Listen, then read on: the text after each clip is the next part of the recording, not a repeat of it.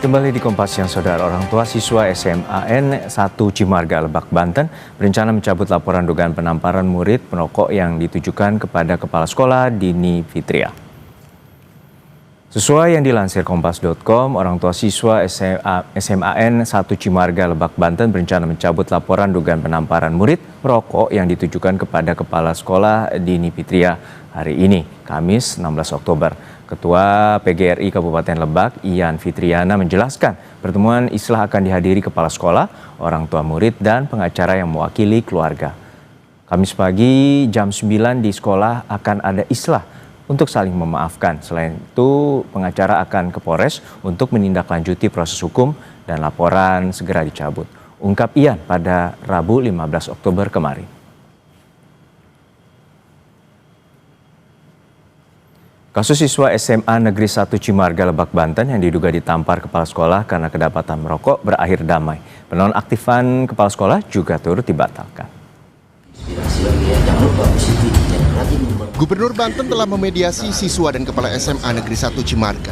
Pertemuan ini juga sebagai upaya untuk meredam ketegangan yang sempat memicu aksi mogok ratusan siswa SMAN 1 Cimarga.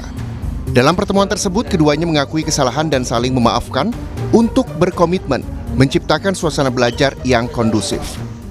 Ya, saya kan merasa sebenarnya tugas, karena kepala sekolah juga guru, maka apapun yang saya lihat itu adalah sebuah bentuk penyimpangan, saya harus ikut menegur, gitu. Hanya saja mungkin diwarnai dengan kehilapan aja, gitu. Saya akui, dan itu Ibu minta maaf ya, Mbak? Ya, kalau hari itu, ya sama-sama kita minta maaf. Soal peristiwa ini, pemerintah Provinsi Banten bertujuan menenangkan situasi di sekolah pasca aksi mogok siswa. Ya, kejadian ini sebagai contoh Indra yang melakukan pelanggaran disiplin di sekolah ditegur oleh gurunya. Gurunya menegur dengan kata-kata yang tidak bisa diterima. Nah, ini bisa jadi permasalahan hukum, ya kan? Padahal niatnya Bu Guru, ya kan, adalah baik, ya kan? Indra sendiri ya sudah menyadari kesalahannya, ya, dan sudah saling memaafkan. Mestinya selesai di situ kan. Nah, sampai terjadi mogok, ini kan mempertentangkan antara guru dengan murid, dan saya berharap mudah-mudahan tidak terjadi lagi. Ratusan siswa SMAN 1 Cimarga, Lebak, Banten telah kembali masuk sekolah usai melakukan aksi mogok membela rekannya yang kedapatan merokok dan diduga ditampar kepala sekolah. Kini setelah dimediasi Gubernur Banten, kedua belah pihak antara kepala sekolah dan siswa sepakat saling memaafkan. Penonaktifan kepala sekolah pun dibatalkan. Tim Liputan, Kompas TV. Guru sebagai orang tua dari siswa saat di sekolah sedianya memiliki wewenang dalam mendidik siswa, termasuk memberikan teguran saat siswa melakukan kesalahan dalam lingkungan sekolah. Namun, sejumlah kasus laporan yang dilayangkan untuk guru saat memberi sanksi kepada siswa dikhawatirkan menyebabkan kemunduran di bidang pendidikan tanah air. Untuk membahas kasus ini lebih lanjut, sudah bergabung bersama kami Bapak Martadi, pengamat pendidikan dari Universitas Negeri Surabaya, Jawa Timur. Selamat siang Pak Martadi, semoga sehat-sehat selalu. Selamat siang Mas. Ya, Pak Martadi, ini tentu kasus yang juga menjadi keprihatinan bersama. Namun ini kasus di mana ada kepala sekolah kemudian diduga menampar seorang murid karena kedapatan merokok. Anda melihatnya seperti apa kasus ini? Ya, pertama tentu kita menyayangkan ya kejadian semacam ini kemudian terus terjadi berulang dan kemudian sampai menimbulkan kegaduhan, bahkan ada tindakan mogok massal ya. Sesungguhnya sesuatu yang perlu kita sayangkan dan bisa kita antisipasi ya untuk tidak terulang kembali. Nah, tentu hal yang terpenting sekarang sudah ada solusi. Pak Gubernur sudah memediasi dengan para pihak, kemudian agar segera ada pertemuan antara orang tua, anak, kemudian kepala sekolah dan guru, dan ini tentu sebuah tindakan yang kita apresiasi, meskipun cukup terlambat karena sudah 2 hari anak-anak kita melakukan mogok sekolah. Hal penting yang perlu dipikirkan adalah kita harus sadar betul bahwa orang tua, guru, hari ini pendidikan itu berbeda sama sekali ya. Pendidikan sudah tidak lagi terlalu behavioristik, tetapi sudah mengarah kepada humanistik. Jadi pendekatan yang mengedepankan nilai-nilai humanisme.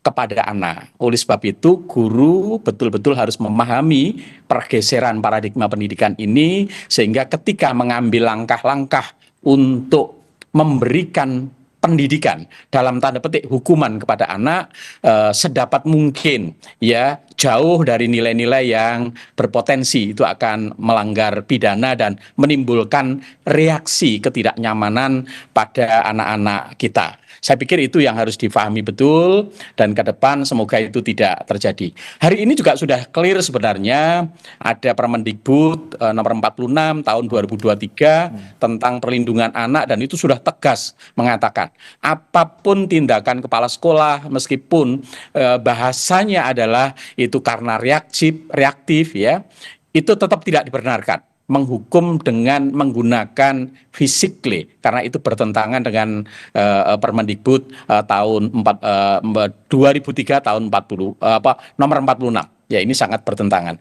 Tetapi juga mohon maaf adik-adik, anak-anak kita yang luar biasa, generasi Indonesia ke depan juga tidak dibenarkan kemudian kita membela kawan kita karena bentuk solidaritas yang melanggar sebuah aturan dengan cara-cara yang kemudian juga tidak tepat. Nah, ini saya pikir dua sisi harus saling melakukan refleksi diri, ya, saling menyadari tujuannya baik, lalu kemudian tidak reaktif ketika mengambil tindakan sanksi terhadap sebuah peristiwa tertentu, termasuk pemerintah daerah. Baik, kalau dari aturan Permendikbud sudah diatur, kemudian sejauh mana keleluasan dan juga wewenang guru ataupun dari kepala sekolah, baik itu nanti di sekolah, demi mendidik anak-anak menjadi generasi yang baik, seperti apa tindakan ataupun sikap yang harus diambil oleh pihak sekolah?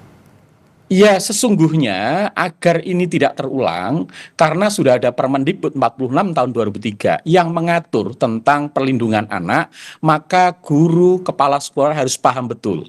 Bukan berarti di situ tidak boleh memberikan hukuman, karena esensi pendidikan pasti reward dan punishment. Itu dua hal yang saling terkait. Tetapi bentuk hukumannya jangan terkait melanggar potensi fisik atau psikis. Itu yang menjadi persoalan. Ini kan yang menjadi persoalan ketika anak tahu bahwa dia salah karena merokok di lingkungan sekolah, dan itu pasti melanggar aturan. Kemudian guru ingin mengingatkan agar anak tidak mengulang. Ya, tetapi problem yang muncul adalah ketika cara mengingatkan kemudian menggunakan sentuhan fisik, maka itu kemudian menjadi persoalan baru. Nah, inilah yang harus dilakukan oleh guru. Lalu bagaimana solusinya? Mestinya tidak reaktif, tetapi anak ini kemudian diajak dulu, dipanggil dulu, didudukkan, ya, kemudian diajak bicara, kemudian orang tuanya juga diajak bicara, kemudian mereka diajak untuk membangun komitmen agar itu tidak terulang karena melanggar disiplin di sekolah dan seterusnya. Sehingga kasus semacam ini kemudian tidak berkembang, lalu kemudian menimbulkan solidaritas teman-temannya, kemudian pemerintah daerah menjadi reaktif, menonaktifkan kepala sekolah, dan implikasinya jadi panjang.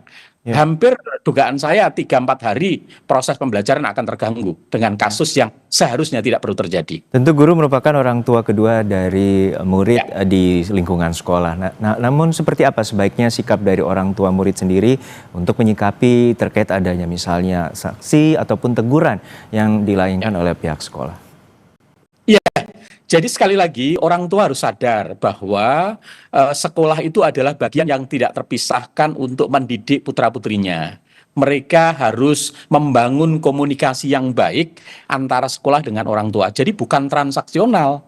Anak saya di sekolah, lalu kemudian orang tua menganggap dia sudah dalam tanda petik menitipkan dan membayar mungkin ya SPP atau biaya-biaya pendidikan, lalu merasa bahwa mereka ketika ada apapun kemudian menuntut guru dan kepala sekolah. Saya pikir ini juga bukan sebuah tindakan yang bijak, karena apapun ketika ada proses tindakan hukum kepada guru dan kepala sekolah, secara tidak langsung itu akan mengganggu psikologis anak, mengganggu hubungan anak dengan guru dan teman-temannya. Sehingga ketika ada kasus semacam ini, sebaiknya orang tua melakukan klarifikasi terlebih dahulu. Jangan langsung kemudian mengadukan.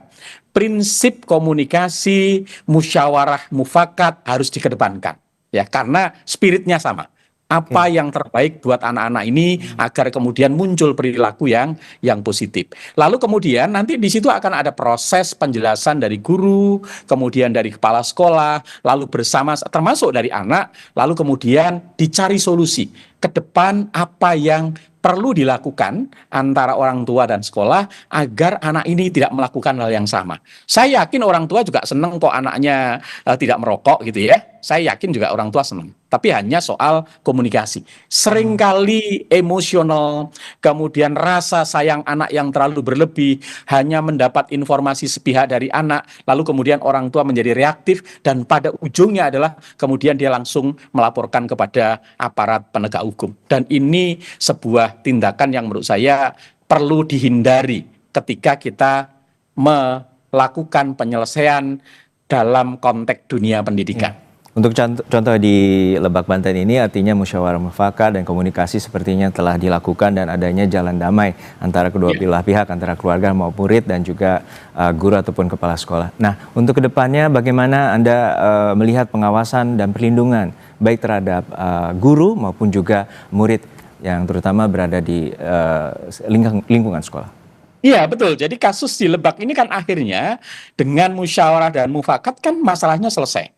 Coba kalau masalah musyawarah dan mufakat itu dilakukan sebelum anak-anak mogok, maka akan bisa dihindari kasus terjadinya anak-anak ini mogok. Nah ke depan ini tentu harus menjadi pelajaran kita semua, bukan hanya SMAN 1 Cimarga ya, tetapi juga sekolah-sekolah yang lain. Pertama adalah ketika di awal tahun ajaran baru, orang tua harus duduk bersama dengan pihak sekolah untuk paham tentang program, hak tanggung jawab, kemudian tata tertib sekolah agar semua tahu. Termasuk juga perlu disampaikan bagaimana tindakan-tindakan yang itu dianggap melanggar disiplin di sekolah dan ketika terjadi apa yang harus dilakukan oleh orang tua sehingga tidak mereka kemudian reaktif. Ini harus dibangun dari awal.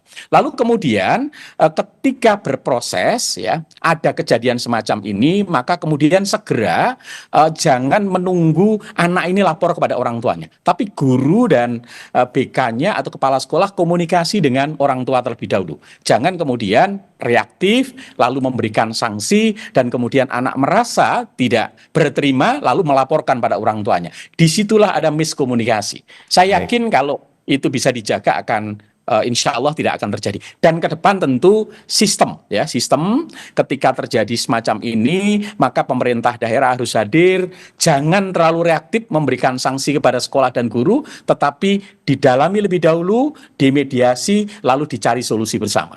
Saya yakin itu. Baik, pendidikan penting dan kemudian penegakan dan juga terkait dengan reward dan punishment juga penting, namun demikian perlunya perlindungan baik guru maupun murid yang saat ini berada di lingkungan sekolah. Sekali lagi terima kasih atas perspektifnya Pak Martin.